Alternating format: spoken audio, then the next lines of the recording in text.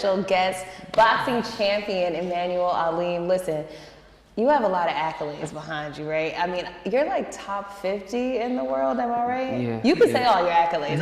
It's too many for me to talk about. It's dope, though. Thank you so much for being here with us today. I appreciate you. So, you know, we've been chopping it up behind the scenes. Like, we've been going in and talking about all the TV shows. We're going to talk about your life now. Okay? So let's take it back for a second. In an interview, you mentioned that when you were younger, you were great at playing basketball. You wanted to play football, but your dad told you that he didn't want you to play because of the potential injury. So how the heck did we choose boxing with your dad as your trainer? I don't know, man. My dad being Jamaican and the discipline he had on us early on, he kind of enforced us to kind of be workers and do things a certain way. So when I told him I wanted to drift off and do something else, he kind of was like, no, stick to that. Say this, you already doing this. I'm like, man, I want to go play ball. I don't want to grab the football. He kind of enforced me to stick to what we was already doing a little bit, so I kind of consider all right. Okay, so you learned consistency early on in the game. Yeah. I respect that. Shout out to Pops. Okay. Much as I didn't like it. Yeah. 2020, you mentioned taking a leap of faith by going to camp with champions, and you said it transformed your career. Can you expand a little bit on that? 2020, I went to camp with Jamal Charlo, and he was the current WBC 160 champion at the time. Me and him was projected to fight and contractually to fight in 2019, but it didn't happen. So building up me being a fighter who fought E.F. King Keetroff and beat him, who was number 2 in the world at the time. He was number 2 in the WBC, and I knocked him off. And my name got me into top 5, and then Charlo was at 54, and he moved up to 60 in between that time frame. So we didn't know what was going to happen. Was that going to be a likable name to fight or not? And he fought against the number 1 contender, and then me going through a situation contractually with my manager at the time, and then I had an offer from Sergey Derevyanchenko, was the guy Charlo was fighting, and they offered to bring me to his camp, but they didn't really tell me any specific numbers or nothing like that. So, and then I got a few days later, I had a call from the PBC team and saying that Charlo and them wanted to reach out to you, get in your camp, and he told me a price and everything. I was like, okay, cool, but Charlo hit me up on his DM and hit me up, and I was like, all right. So I chose that, and I wanted to help the brother out, you know what I'm saying? I feel like we don't help each other enough, so I just did that off of the strength. Now, I know that you've met some of the biggest names in the game, from Floyd Mayweather to Errol Spence, right? Tell me, how have these interactions kind of influenced your career, and what did you specifically learn from these people? Because, I mean, I'm sure it's a lot you can learn from Floyd, and y'all look a little bit alike. I saw the picture of the two of y'all together. Yeah, I get that a lot, especially with that picture. I looked up to Floyd a lot early on in my career, and just being able to fight on the platforms and the things and utilize the things that he's created, because I've seen him as Floyd Mayweather, Pretty Boy Floyd, before Money Mayweather, and seeing his hard work get to that point.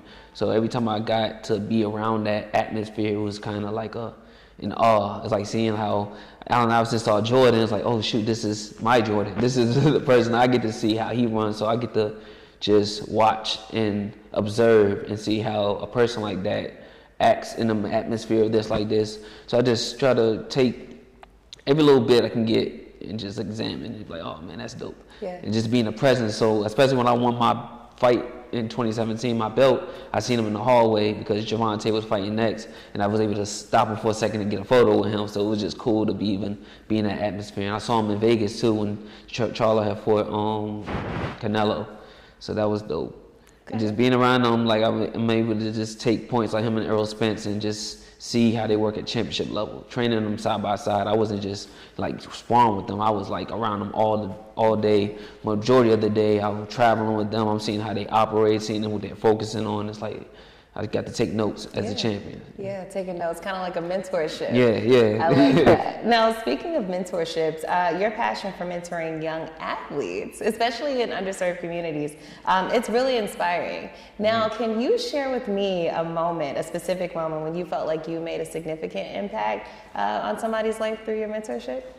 Oh yes, especially with my fans and fighters who come and hit me up all the time and tell me things that they see me when I sparred and when I showed them and things at fights, and how it helped them change themselves. It really makes me feel really great as a fighter, because I'm like, I didn't come in here with the intentions to help other people. I was a fighter just in the area. My brother wanted to box. I said, all right, I'll box. And now I'm fighting off of anger and as a child. And now I grow into a skill. And then people want to see what I've done and learn from me. It's kind of like, okay, you like my advice helped you. I didn't know it was going to help as much as like that. But it's very like, it touches me a lot to really be like, okay, they look up to me and see things that I'm doing and want to be like me and everything. So it's dope. Okay, so I mean, you do mentorship all around the board. You were telling me how you offer your friends book recommendations, you offer mentorship.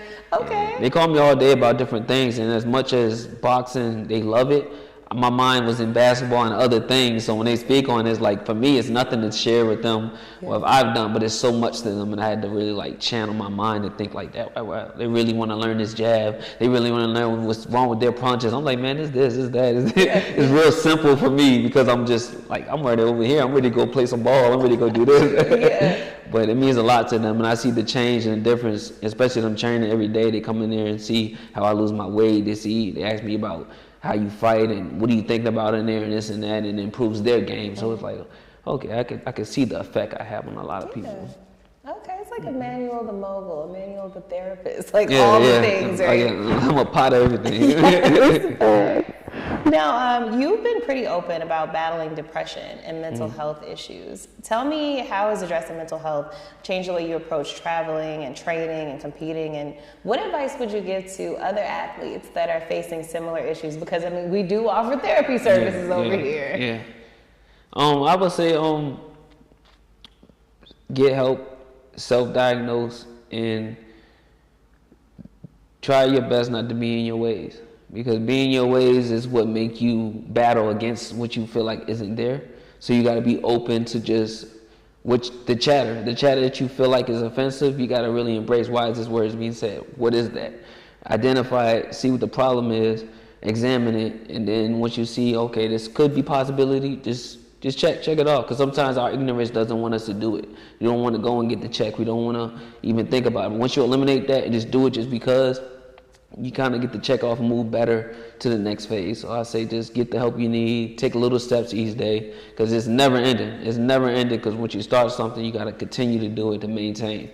So once you're at a level, I think at an age where things just happen way more consistently, you got to control it a lot more better, because now you're maturing over as an adult. As a kid, you got people to help. But now for yourself, you got to do your due diligence. So for me, every day I do my due diligence. I make sure I check off my list, especially with my daughter. She's the same thing. I get out the house, I'm already ready to think for her first. So I'm like, it's the same for myself. I got to think for my health and make sure I got her straight, got me straight. Now I can start my day. So I don't start my day until everything's good. So would you say that it's a mixture between maturity and accountability? I know we talked a lot about this off the record. I wish we had a camera rolling. I feel like accountability is huge. It's one of the biggest pieces that, for me, helped me solve myself, because trying to put something else on it, it's just prolonging it versus you just owning up to yourself. And if you have the conversation with yourself, which I had, it's like, I know how I would treat myself if I was to hear my own truths.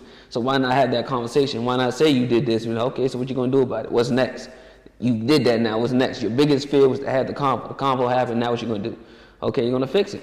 Well, fix it then. You know what I'm saying? Start having the conversation, start doing things that you said. Or do you think you're overthinking? No. Why you think you're not overthinking?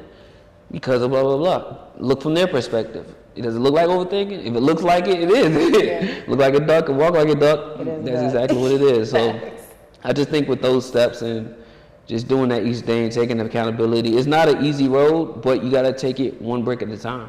One step at a time, one day at a time. And as cliche as it sounds, that's all you have. I got to see my daughter grow through my eyes. Like, I seen her just from one morning not knowing how to talk, and then a few hours later starting to say words. I'm like, wow, her growth period was just amazing, and it shows that your mind and your body, you can grow if you actually focus on it and if you think on it. So I try to grow each day at getting better on my mental health, on my depression and everything, and I realized you just keep putting a coin and a penny in that jar every day, you're going to get some, you know what I'm saying?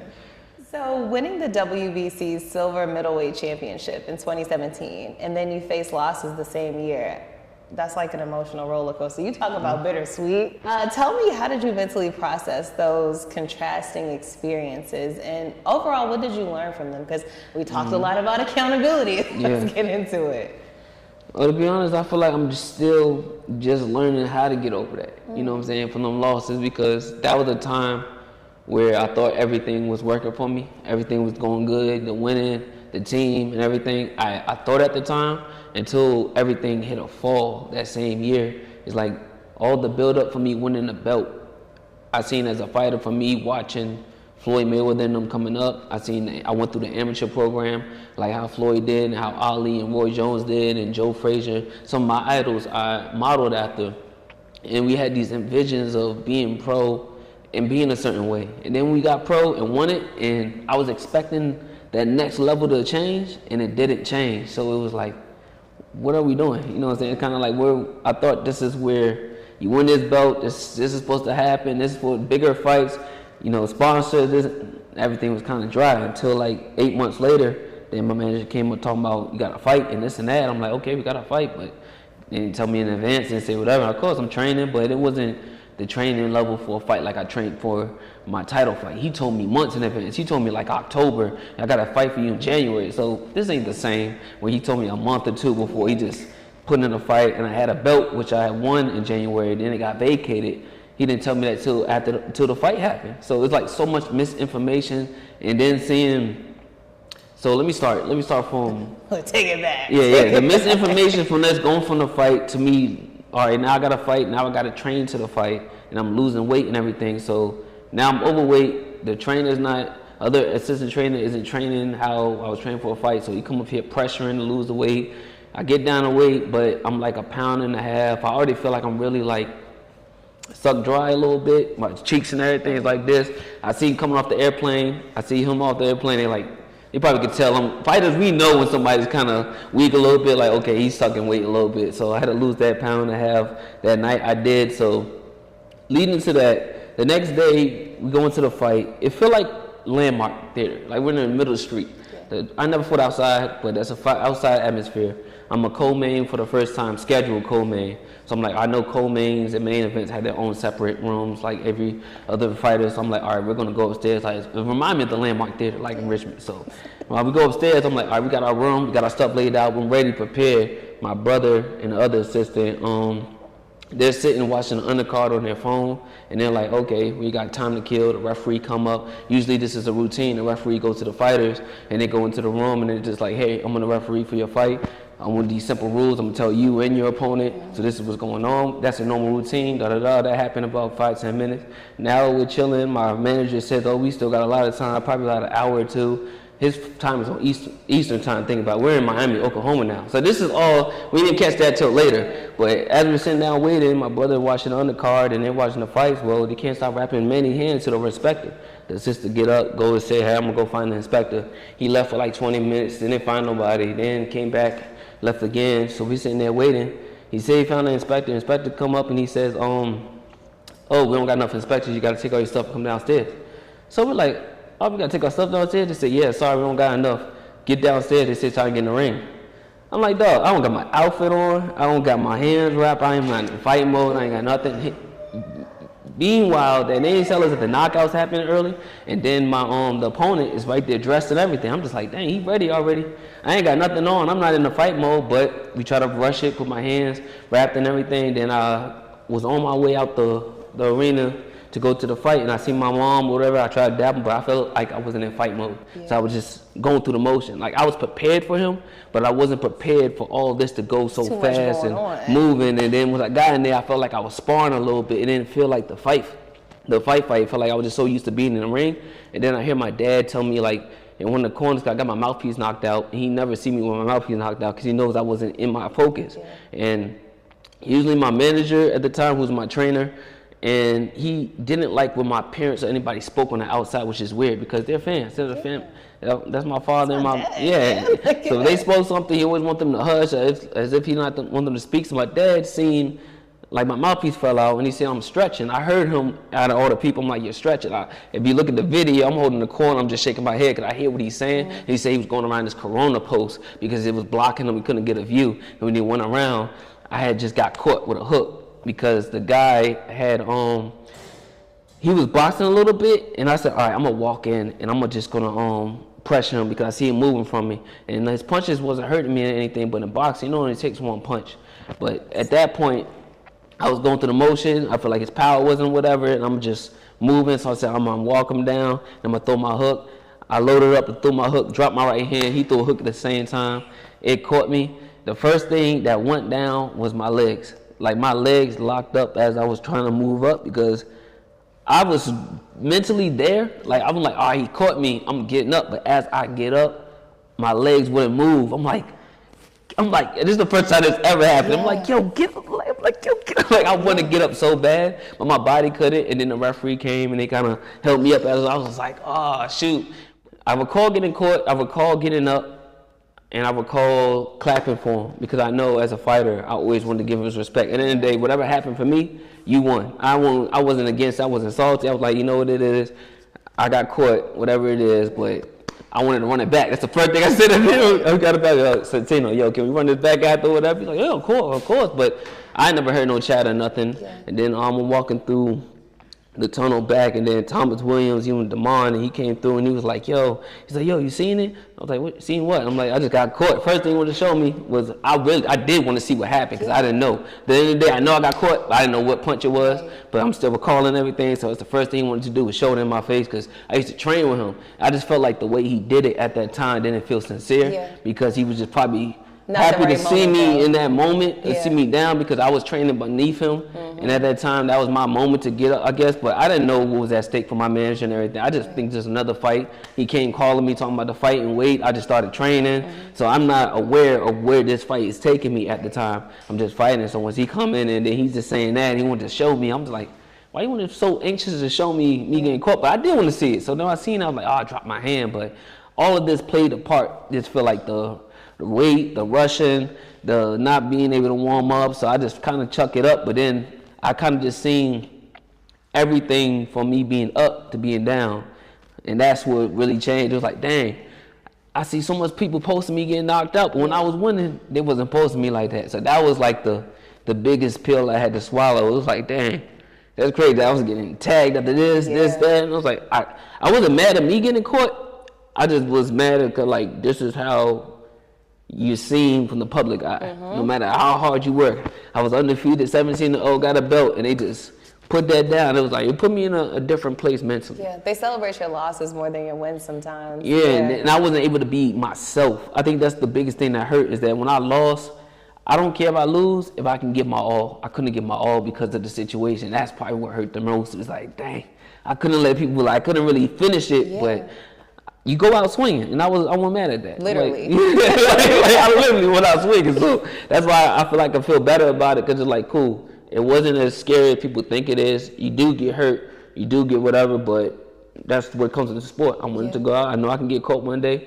but just because that never really got seen to the light and nobody knew that kind of happened, that makes it seem like, oh, you lost to this guy, but it's so much stuff that plays a part. All the extenuating circumstances, like. And I had to have the accountability to just accept that and forgive myself on that. And it's like, it took years to really just like, I guess. Because when I hear it and it's a loss, I never count it as a loss because of how it happened. Exactly. But at the end of the day, he beat me. So it's like I got to. Like, if things would have went out the way they were supposed to, you wouldn't have beat me. But it is what it is. Like, I gotta live with it. It's on my record. No matter how much I can defend it, no matter what it is. So I just let it own up for that's his night. And I didn't feel bad about that. That's why after the fight, when I seen him, I shook his hand, I did whatever, I congratulated him like, yo, you won, because I don't want nobody to take that from my day. I don't know what your problem is, but that day, in that moment, he did what he was supposed to do. So I give him that on that. But just living through that and then being trained differently, I just feel like I wasn't trained to the skills and stuff I came into the sport with. Me and my brother had a certain talents we already came with from my dad from a program, and that was kind of watered down and tainted to their own way of how they wanted us to market us and train us, and I wasn't really marketed to my fullest potential. I kind of just used to just, hey, fight this way, fight this way, fight this way, versus me push what I wanted and what I wanted to be. So I feel like I'm free from that now, so it just took that time from then and now to really get leveled. Yeah, we had to get Dad back. Yeah. Yeah. Once Dad got back there, everything just kind of Yeah, and you said everything happens as it should. Off camera, you definitely said that. Yeah, definitely. Yeah. I had to live through it to see it. And actually, like, it's crazy when you kind of know things ahead, but you still got to go through the phases no matter what. And that's what we don't know what it looked like. I didn't know 4 years or 7 years looked like that, of learning and going through that, but that's what that was. Definitely. Yeah. You know, off camera, we talked a lot about hobbies, TV shows, everything. Now, you mentioned surprising people with certain aspects of your life. Tell me what's one thing that most fans might not know about you or think would change, their perception of you. What's a little known fact about you? Shoot, I'm a gamer. I like to rap. I make music. You got bars? Yeah. Okay. I'm a Nolo over here, and those who know. The local ones who know. That definitely, I have a real good passion for music. I've been doing music probably since I was 10 or 11. My mom used to rap like the Queen Latifah era. Like, she used to rap. My dad did music. Yeah, like she spit like how females was showing that they can do it like the guys. Yeah, she was like one of those. So she giving us like Roxanne vibes. Yeah. So I grew up hearing her brothers rap, and then being born from New York and hearing that culture and everything. So I'm like, oh man, they spitting bars and going through songs and tracks. So I just got inspired from that sound and being a fan of Nas and everything growing up. So my whole family being from New York culture, they always had music. My dad used to drive in New York at the taxis and everything. He did music. He came to America to do music because he was in the army or something in Jamaica. But he left that to come out here to do music. That was the point. But he got to the taxi, met my mother and everything, and that's where everything started. Yeah. But he was making songs. He made real good, dope songs. I feel like he had a real good voice, especially from that time with Bob Marley and everything. I feel like he had that same type of presence coming up. So I guess I just dabble with that passion. So that definitely is something I really am passionate about. It gets my message, especially for me being young. I didn't have a voice when I'm growing up like that. So music have been my way to express my fullest self. So that's dope. So it's in you, not on you. Yeah. Okay, so do you feel like dropping some bars on us real quick? Can you hit us with a couple bars? Right now, right off the top, I can't think of it right outside. Okay. It's all good. Well, Immanuwel Aleem, thank you so much for rocking with us here at 804 The Culture podcast. And let all the people know where we can find you on social media. Where can we keep up with you? Yeah, I'm at Immanuwel Aleem on X, which used to be Twitter, Facebook, Instagram, TikTok. And you can follow me on my website, I8thechosen1.com. You can look up the merch, and we're going to try to put more updates with fights and everything.